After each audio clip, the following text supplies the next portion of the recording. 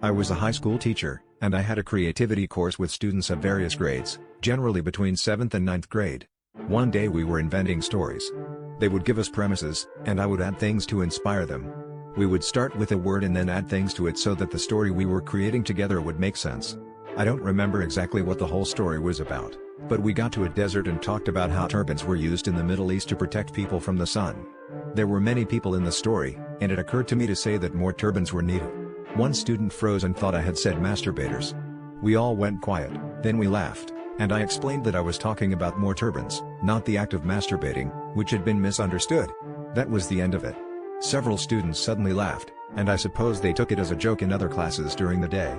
A student told her parents, and the next day I was called into the principal's office for a meeting with the principal, the parents, the guidance counselor, and human resources.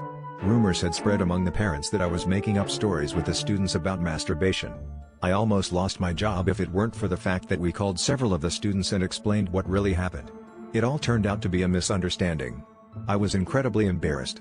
For a while, some parents at the school gave me dirty looks, and at the end of that year, they ended up firing me because the parents weren't comfortable with me being too playful with the students. There were never any other incidents like that, but just because of that one day, everything changed for me. After that, I got a job at the university, and everything was fine. I taught in the education department, and I always told the story as an example of why you have to think very, very carefully about everything you say in a classroom.